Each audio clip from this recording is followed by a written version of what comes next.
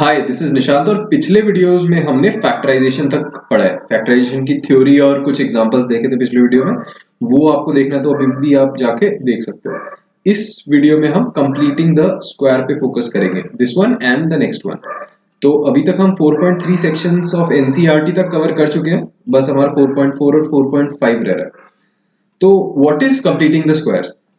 तो इसको हम क्वेश्चंस के थ्रू समझेंगे क्या होते हैं।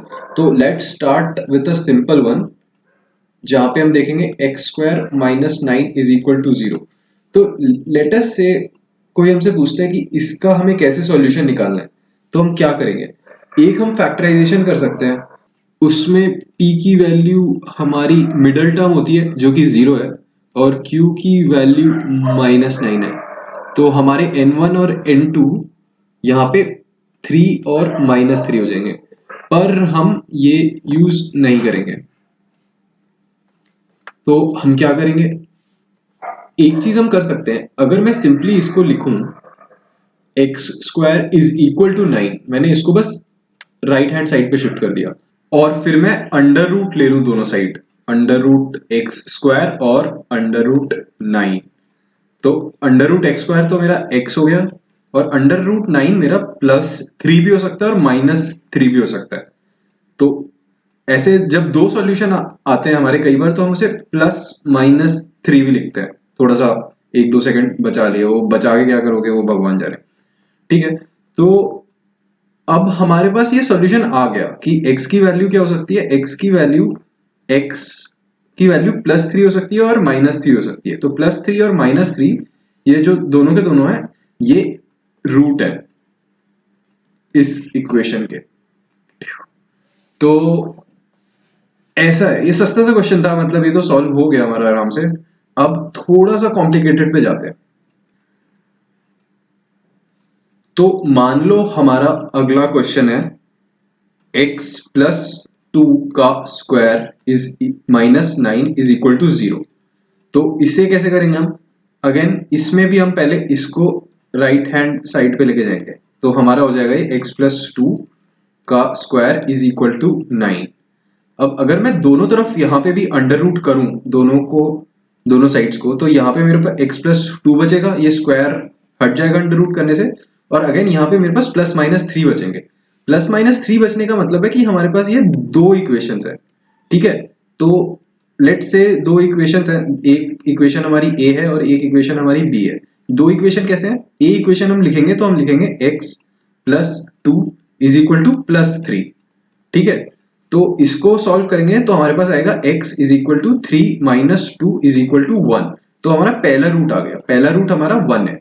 ये हमारी पहली इक्वेशन है। दूसरी इक्वेशन जो इससे निकलेगी वो है x+2 इज इक्वल टू -3।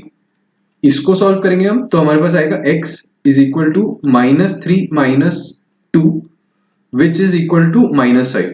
तो हमारा दूसरा सॉल्यूशन वो -5 है, तो दूसरा रूट। तो अब इसको हम वेरीफाई भी कर लेते हैं फटाफट से। तो अगर मैं इस इक्वेशन में पहले तो डालूं से 1, ऐसे लिखते हैं। तो पहले तो मैं डालूं से 1, जो हमारा यहां से आएगा। तो अगर मैं 1 डालूं इस इक्वेशन में, मेरे पास क्या है, 1+2 का स्क्वायर -9 इज इक्वल टू, इसको सॉल्व कर रहा हूं मैं, 3 का square -9 is equal to 9 is equal to 0। तो ये दिख रहा है कि 1 हमारा रूट है, और सेकंड केस में हमारे पास -5 था। तो इस केस में अगर मैं डालूं -5+2 का स्क्वायर -9, इसको सिंप्लीफाई करने पे आएगा -3 का square -9, which again gives us 9 - 9 which is equal to 0। तो हमें दिख रहा है कि यहां पे भी 1 और -5 दोनों हमारे रूट्स हैं। ये वेरीफाइड हो गए, अब वेरीफाई कर लिया हमने। तो यहां पे आप देख रहे हो यहां हो क्या रहा है कि जो x की सारी टर्म्स है हमारी, वो एक स्क्वायर के अंदर है, और दूसरी टर्म को हम राइट हैंड साइड पे ले जाते हैं और ऐसे सॉल्व करते हैं। थोड़ा सा आगे और देखते हैं तो समझ आएगा। लेकिन यहां से हमें समझ के आ रहा है कि x की सारी टर्म्स को स्क्वायर में डालने की कोशिश करेंगे हम आगे से। ठीक है, तो चलो अगले पे चलते हैं। तो मान लो अब अगला क्वेश्चन हमारा ऐसा कुछ आ गया, x square plus 4x is equal to 0। अब इसको हमें सॉल्व करना है। हमें क्या करना है कि इस टर्म को हमें स्क्वायर के अंदर ले जाना है। एक चीज मैं रिमाइंड करवाऊंगा, ये वाला फॉर्मूला a प्लस बी का square is equal to a square plus 2ab plus b square, ये याद ही होगा आपको। तो हम क्या करने की कोशिश करेंगे, हम पहले इस फॉर्म में कन्वर्ट करेंगे इसको, और फिर इससे इस पे लेके जाएंगे, देखते हैं कैसे होता है। तो मैंने अब अगर मैं इस फॉर्म में लेके जाना चाहूं इस इक्वेशन को, तो मैं क्या लिखूंगा, एक्स स्क्वायर ए स्क्वायर से मैप हो गया, और तो ए हमारा यहां पे एक्स आ गया। फिर मैं लिखूंगा 2ab, लिखना है मुझे 2ab, तो मैं लिखा 2, ए क्या है मेरा x, 2 multiplied by x multiplied by b। अब b क्या है मेरा, ये जो मिडल टर्म है वो इस टर्म के बराबर होनी चाहिए। तो मिडल टर्म क्या है 4x, हमारा ऑलरेडी क्या हो चुका है 2x। तो अगर मैं यहाँ पे 2 लिख दूं तो ये टर्म मेरी 4x के बराबर बन जाती है। तो 2ab, अगर मैं इसे 2ab से कंपेयर करूं तो मुझे दिख रहा है कि b की वैल्यू मेरे पास 2 आ गई है ना। 2ab, a हमें पता चल गया था x है, तो b हमें पता चल गया 2 है, तो 2ab आ गई हमारी टर्म।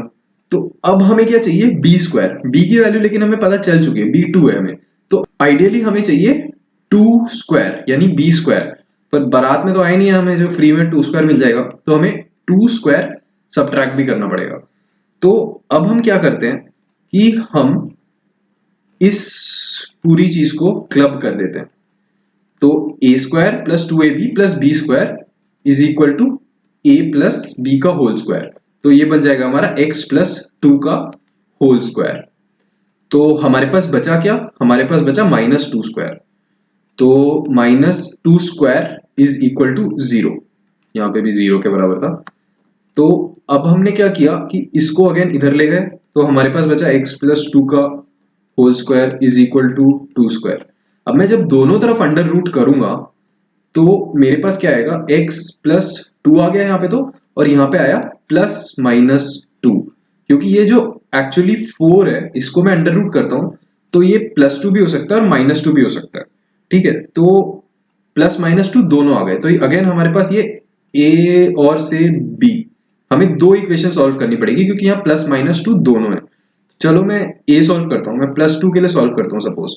तो +2 के लिए जब मैं सॉल्व करता हूँ तो मेरे पास आता है x plus 2 is equal to 2, this implies x is equal to 0। और मैं जब -2 के लिए सॉल्व करता हूँ तो मेरे पास आता है x plus 2 is equal to -2, this implies x is equal to -4। तो अब मेरे पास ये दो सॉल्यूशन आ गए। एक बार फटाक से वेरीफाई भी करके देख लेते हैं। तो अगर मैं इसे वेरीफाई करता हूं तो मैं एक्स स्क्वायर इस इक्वेशन में +2 और -2 डाल के देखूंगा। तो वेरीफाई करते टाइम वेरीफाइंग हम लिखेंगे,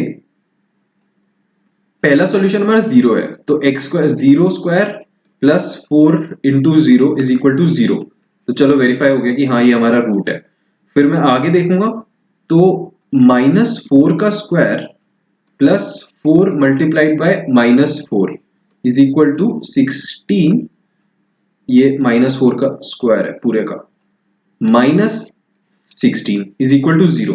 तो ये भी 0 आ गया, इसका मतलब है कि 0 और -4 दोनों इसके सॉल्यूशन है।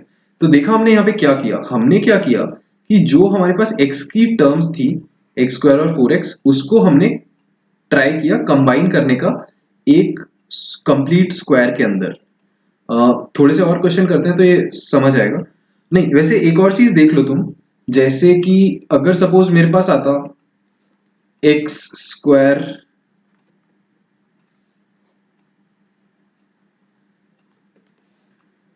सपोज मेरे पास आता x स्क्वायर प्लस से 5x होता मेरे पास, तो मैं कैसे लिखता इसको, x स्क्वायर प्लस 2ab लिखना है मुझे, a मेरा x है। अब ये पूरी टर्म मेरी 5x के बराबर आनी चाहिए, तो मैं क्या लिखूंगा 5 बाय 2। ऐसा क्यों किया मैंने?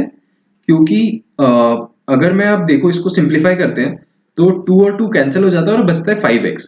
तो सिंपली हम क्या कर सकते हैं कि हम पहले x स्क्वायर लिखेंगे, फिर लिखेंगे 2 इंटू एक्स, क्योंकि x की टर्म को ही हम इस फॉर्म में कन्वर्ट कर रहे हैं।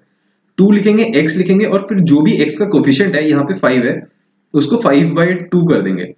तो इससे क्या होगा कि ये 2 और 2 तो कैंसिल हो ही जाएगा और हमारे पास सिर्फ 5x बचेगा, तो फिर वो इसके बराबर हो जाएगा। और फिर सिंपली जो भी हमारी ये तीसरी टर्म आई है 5/2, उसका स्क्वायर ऐड कर देंगे और फिर उसी को सब्ट्रैक्ट भी कर लेंगे। एक फटाफट से एक छोटी सी और चीज देख लेते हैं। सपोज हमें दे रखा है, थोड़ा सा नीचे खींच लेते हैं, हमें दे रखा है x स्क्वायर प्लस 7x। तो मैं सिंपली क्या करूंगा, मैं लिखूंगा x का square plus 2 into x into जो भी इसका कोफिशिएंट बचा 7 डिवाइडेड बाई 2 प्लस 7/2 का स्क्वायर माइनस 7/2 का स्क्वायर। फिर अगेन इसमें जैसे हमने किया था हम इसको लिख लेंगे x प्लस 7/2 का होल स्क्वायर। और आगे भी इसमें हम क्या करते हैं, सिंपली लिख लेते हैं x प्लस 5/2 का होल स्क्वायर। नहीं समझ आया तो देखते हैं एक आध और क्वेश्चंस, उससे थोड़ा सा और समझ आ जाएगा।